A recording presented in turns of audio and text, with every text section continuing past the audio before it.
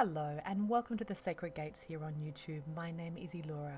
Welcome to the couple new subscribers. I hope that you enjoy listening to these video podcasts and that they bring you value, and to everybody, welcome.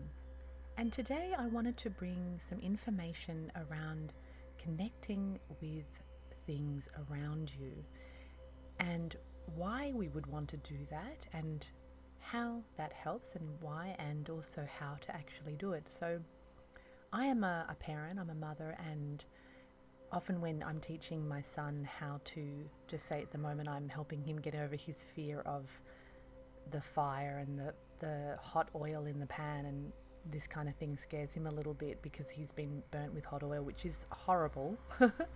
But my hands are really tough and old, and I know that his skin's new, but he's actually got to practice it to get over his fear. And with all things, as I'm, especially in the kitchen, I've noticed, or anything really, cutting a plastic, piping pole with a little saw that he has, chopping all these things, doing all these things. As a parent, I'm always looking at how to help him to understand how to do it, because for me, all these tasks that I do are really obvious to me. And so I started to look at, well, how is it that I know how to do these things? It is experience and repetition, absolutely. But there's also an element to learning that I wanted to bring up today, which is to do with having an affinity with what it is that you are doing. Just say, for example, in our house we have an oat flour pancake mix that my son has for breakfast. So he makes his own pancakes. And the mix must be stirred every time in the morning in the Tupperware with the metal spoon, to bring up and help to blend all the elements that make up this pancake mix. And so the sediment at the bottom, the water that's been added is kind of risen a little bit to the top. There's all these things that need to happen. And so as I'm stirring it, sometimes I stir it for him, and I'm thinking to teach him, well, how does he know when it's done? Like, children often don't know when something's complete or the job, they don't know that they've missed a bit here and all that kind of stuff. And so what I'm teaching my son is how to imagine that you are, to put your mind into your consciousness within the actual thing that you're doing. So as he stirs, he needs to send his mind in a way through the metal spoon, which luckily is very conductive because it's metal, and send your mind through the spoon and into the mixture, and to feel his way through the experience. Like, how do we know that the sediment is starting to thin as it mixes with and disperses itself through the rest of the mixture, as its core self, the coagulated parts are actually distributing evenly? How do we know that? We feel it. And one step further is to imagine that you are the pancake mix and that you are thinning itself. Like, what is it experiencing? Imagine I am it. How does it need to be moved? Which parts are not getting met in relation to the Tupperware? And I think all of us do this kind of gauging, estimating, feeling, imagining, having an affinity with, perhaps without even realizing it, especially as adults when we're already so familiar with all these little tasks. Our new learning tasks are very much other things, whereas for children, a lot of it, there's just so many things they have to learn. And so it's helpful to imagine that you are the actual substance, that you are whatever it is that you're connecting to. So, when I open up my PayPal, I find PayPal particularly sensitive as a software, and if you are not in a great space and you open up your PayPal account, I find that you need to be really, really soft, open and calm when you're doing all of that kind of stuff, or any kind of online banking or working out anything with the computer. Dispersing your energy very softly through your mind substance is very, very helpful, and it helps to align you with what you're doing, whether it's stirring pancake mix, opening up a bank account, paying for something online, shopping, whatever it is, it helps. So helping you to become the thing that it is. Now, taking it one step further, I'm going to start doing videos on connecting with crystals, and connecting with crystals or your own energy field. All of these things, it helps us to discern what energies feel like what is this thing saying to me, what is this crystal communicating to me, how do I know that the plants need water, how do I hear them saying thank you to me afterwards, How do I sense that my energy room, my healing room, my meditation space needs to be cleared? How do I feel these things? Now, I believe a lot of us already are feeling these things, but how can we do it so that we can? And once again, it's to put our mind into it, to have an affinity with what it is that we're doing. And we actually sometimes need to sit and practice this skill. So I've actually practiced before imagining that I am a solid brick wall. What is it like to be the wall of this, in this house, in this room? What is it like to be, I was going to say like a Q-tip with earwax on it, sitting on the bottom of the bathroom floor? I mean, there's so many things that you can imagine that you could be.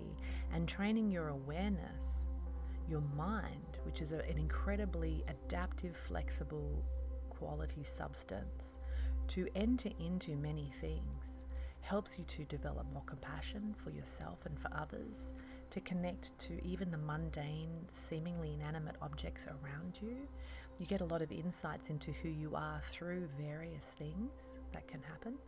And you also train yourself to transcend time and space and matter and enter into and really flex your ability to connect through feeling.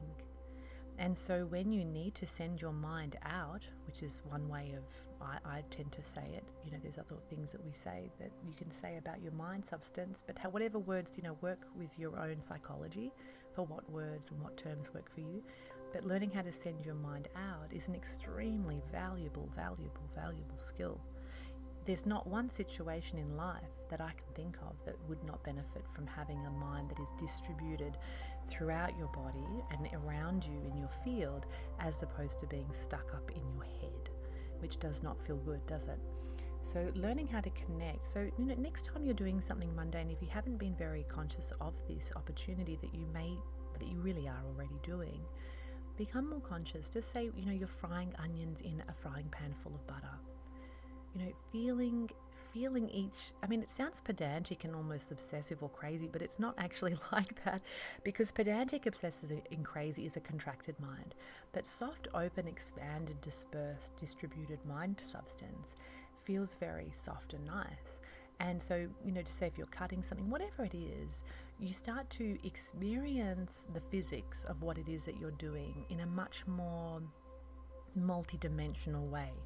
I think that's what it is that I'm really trying to say. So experiencing the mundane, the physics of the mundane in a multidimensional way, and it has everything to do with how you use your mind substance. So I invite you now, let's sit now just for a moment, closing your eyes if that helps you. If you're a little bit too stressed out or something, it can help to open your eyes to release the contraction that builds sometimes when we close our eyes, the energy that builds. So just relax, eyes open or closed. I actually find eyes open quite helpful for distributing mind chi, the upper dantian, the shenming. And I would encourage you to do this with your eyes open if you can. And just relax your face. Just looking around the room around you. Feeling your body relaxing. Sending your mind out. But not sending it in the way we normally feel like we have to force something and send something, like push it out. It's not pushing, this is distributing. It's almost like you've sprayed some beautiful vapor and your mind is just resonating with the vapor out. Can you imagine that? And up here in the mind, in the upper dantian, so mind can be anywhere. Obviously, it can be in a Q-tip on the floor with wee wax, and it can be anywhere, right? So if you can allow your mind to relax out, so that's actually what's happening. Your mind's relaxing out. So we allow the reason why the vapor or air or mist is a helpful quality element to connect with for the mind, dispersing out, distributing out, is because when we free our mind can be anywhere, yes, but often it gets lodged up in our head, which is why so many of us have neck tension and migraines and things like that, and just overall tension in the face. So this area of the body, known as the shenming or the upper dantian, the crown chakra, the middle, the brow chakra, all of these kinds of terms, it resonates with the element. It's going from air into fire. And so if we keep, if you watch a fire, the very tips of the flames, especially out in under the universe, under the stars, they just disappear into nothing. They kind of go into the ether. And so the mist, the vapor, these particles, light particles, do very much connect with the quality of mind. They're very much the quality of mind substance, which is very, very light, which is why you feel good after a massage, or you feel good after a good night's sleep, because everything just releases most of the time. If it was a good massage, if it was a good night's sleep. But generally, you know what I mean. So allowing yourself to connect with that, perhaps eyes open is better, and just allowing your mind to relax out, sending it out through a relaxed, dispersing vapor, misting out. And we can do that while we do mundane activities, and you can then experience transcending into the deeper multidimensional levels of physics of what you're doing. So I hope this little podcast has been helpful to you and not too long, and I look forward to meeting you in the next one. Thank you. Bye-bye for now.